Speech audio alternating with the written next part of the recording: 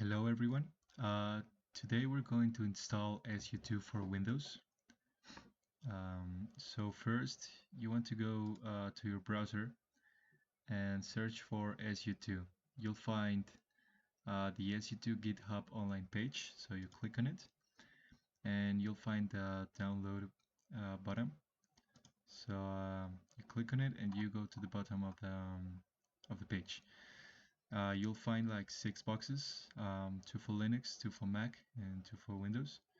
But this time we're going to install Windows and we want the MPI version of it because we want to use it to run in parallel. So you click on it and it downloads right away, but it's a zip. So you want to show the folder and extract the files to a new folder that we're going to name SU2 the version 7.1.1.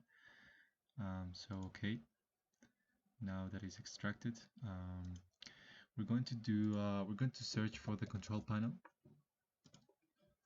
So then you go to System and Security, and you go to System, then to Advanced System Settings, and you want to go to Environment Variables. So then you're going to find the user variables and the system variables, and we're going to add a new variable for this too.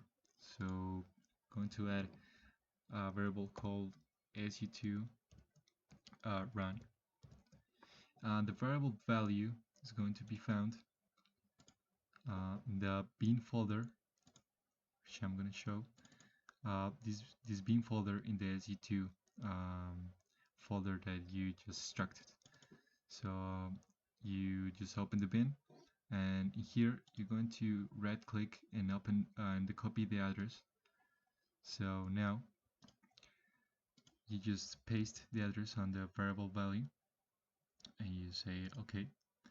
The same one in the second one.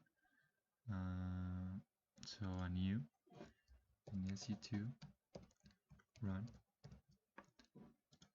and paste the address. So okay, and then you'll want to edit the path. So you're going to add a new path, which is going to be the same address that we just copied. So okay, and then we're going to do the same thing down here.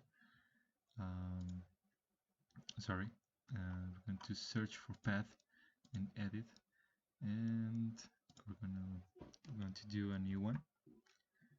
So okay, so now you have the two variables, two new variables and two new paths. So okay, let's do okay here, and then you want to since you want to run your SU2 in parallel, you want to have the Microsoft MPI. So you just click on the link next to the download button. So you just click on download here and download these two files. Okay, we want to keep these files and just execute them. But since I already have them both, I have an error because I have the version installed. So I'm not going to install this one, but the installation is pretty easy. It's like any other program.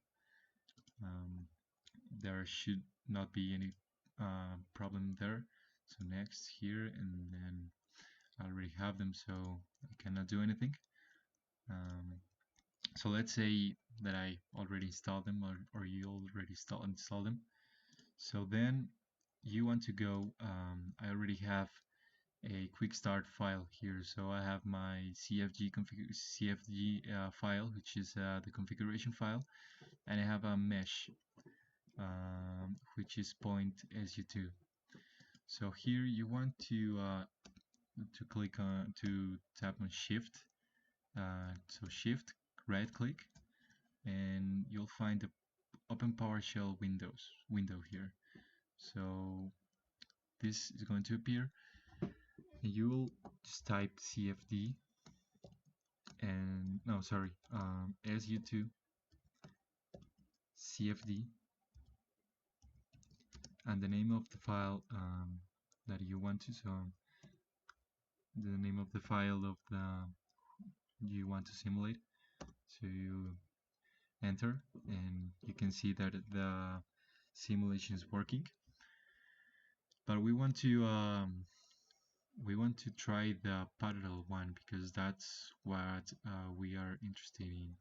So we're going to Control C to cancel the simulation, and we're going to type npi exec npi exec space, and then dash n space. This is going to be for your course. So the amount of cores you want to use. So I'm gonna use 4 cores, and then I'm gonna use the same as the last one, SU2 CFD, and the name of the file I want to simulate. So it's going to be the NECA 0012. So I'm gonna enter, and you can see the simulation is working in parallel. So it's going a lot faster. So it's already done. So now you want to see the names of the files that are going to be created. So restart flow, point that, VTU, and well 2 VTUs for your post processing. So that would be it. And in this case, I'm gonna use ParaView to see the results, but that's going to be in another video. So thank you for watching, and I hope it works for you. It's a pretty good program to use.